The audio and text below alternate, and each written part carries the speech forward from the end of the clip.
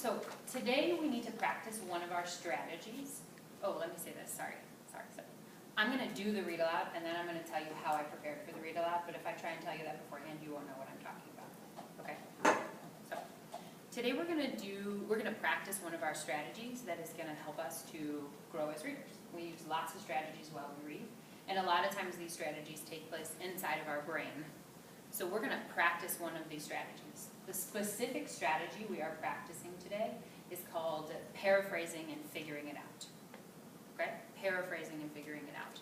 So we're going to write that down at the top of our page today, paraphrasing and figuring it out. Can you tell me the name of the strategy, Mr. Johnston? Paraphrasing and figuring it out. Can you tell me the name of the strategy, Ms. Lawler? Paraphrasing and figuring it out. Can I have the whole reading group say the name of the strategy right now? Paraphrasing and figuring it out. Great. Paraphrasing is when I can put the text into my own words. Okay? Words that came from my brain. Okay? So I'm going to model how we use this strategy out loud, and it's probably going to feel real weird for you because I'm gonna say, here's what I'm thinking, and you're going to go, that was weird because I don't do that when I read. And that's totally okay. But you're going to hear how I do it so that you can then do it by yourself while you're reading. Okay? So when I am thinking while I am reading, it is like I am having a dialogue inside of my brain. And I know that when I have a dialogue, it's questions and answers and questions and answers. How many of you have had a dialogue before? Yeah, right, kids will do that. So I'm going to use one question because I don't want to get my brain all confused. I'm going to use one question. The question I'm going to ask myself over and over and over again are, what are the events that are happening and who are the people involved? Let's write this question down. What are the events that are happening and who are the people that are involved? What are the events happening? Who are the people involved? Johnson, that's one for not having your pen.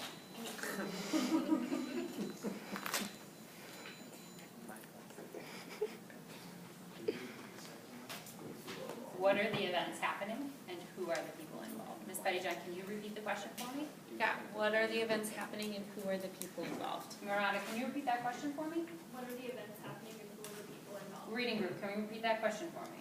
What are the events happening and who are the people involved? Great.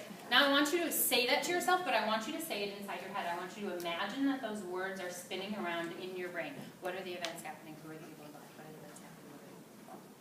And while I am reading out loud, we are going to be alert to the thoughts that are happening inside our brain that help us to answer that question. Open your books to your first page.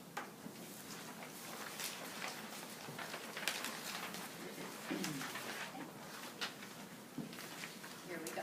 We're going to begin. Back in the days of your great-great-great-great-grandparents, very near the New England village where Johnny Appleseed was born, there lived a quite contrary man. His name was Joseph Palmer, and he'd grown up stubborn since the cradle. Neighbors knew him as the kind of youngster who'd pour gravy on popcorn or vinegar on pancakes and declare they tasted better that way. His mother fretted. What would become of her pig-headed son? By the time he'd grown up and started a family of his own, people called Joseph Palmer the most contrary, headstrong fellow in all New England. Okay, I need to stop right now because I can feel the answer to that question brewing in the back of my brain in my own words. What was my question again, Mr. Birchman? What's happening in the story? Who are the people involved? What are the events happening? Who are the people involved? So what are the events happening? Who are the people? Well, I know I have this character named Joseph Palmer, so I'm going to write his name down. That's a name in the book I'm going to remember. I'm not going to say he. I'm going to say Joseph Palmer. Okay? And actually, they mention his mom as well, so I'm going to write down mom. And even though they don't name a specific neighbor, they do talk about his neighborhood. And the event that's happening here is that I'm learning that Joseph is very different. He's different than the other people in his town. And I know those are my words because it doesn't say he's different. And once I'm done reading that, I'm going to put my pencil down and I'm going to turn my page.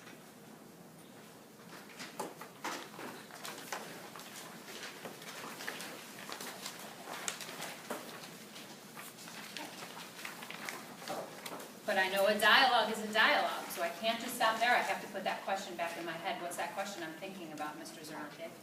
What are the events happening and who are the people involved? What's my question that I'm thinking about, Ms. Grady? What are the events happening? Okay, feel that in your head. Let's keep reading. Straight-laced folks tried to look and act like each other in those days, which meant looking plain and acting proper. Women pulled their hair back into tightly twisted top knots. Men shaved their faces bare. No one dared to stand out from the neighbors, except Joseph Palmer. He dared to grow a beard. Not just any wispy, wimpy beard. Joseph Palmer's mighty beard broke all boundaries. It flowed from chin to belly and from elbow to elbow. If Joseph Palmer faced the wind, his whopping whiskers swept over his shoulders and flapped down to his hip pockets. His neighbors were shocked. Ooh, I can feel it again. I can feel the answer to that question. What are the events? Who are the people? What are the events? Who are the people? Who are the people in this, Mr. Orsaki? Joseph Palmer. Yeah, let's write his name again down, but I don't think he's alone in this. No. Who else is with him, Aaron?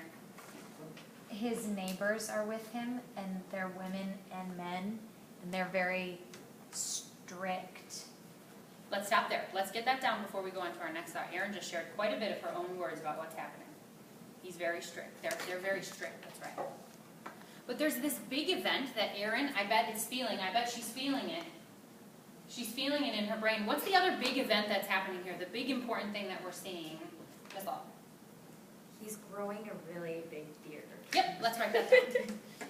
Oh, I'm sorry, I shouldn't have said he. Joseph Palmer is growing a very big beard. Once you're done writing that down, put your pencil down and let's turn to the next page. Can I also add that his neighbors were shocked?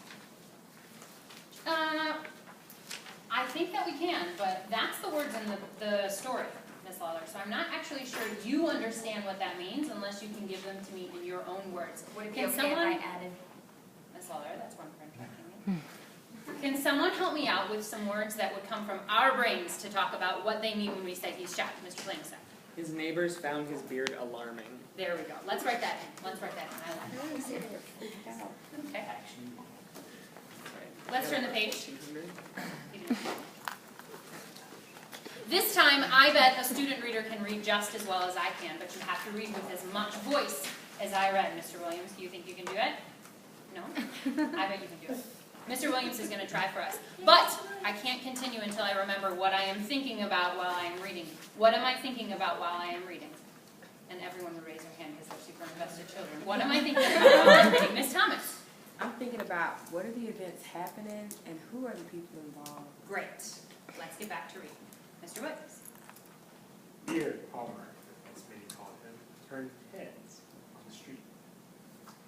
Wherever he walked, people ran ahead to gaze back at his bushy face. Townspeople shouted, "Un-American!" Policemen had to clear the gawkers and shouters off the sidewalk so that Beard Palmer and his family could pass. Stop. I bet you feel it. I bet you feel the answer to that question in your brain. Take a second to write down right now. What do you think? What are the events? Who are the people? Put them in your words and test yourself. Don't look back at the passage. See if you can do it. If you were alert to your thoughts, you can do that without looking back at the passage. Ooh, I like the way that Mr. Bergeron just turned his passage over so he didn't get caught by looking back at that passage. Look at the pictures.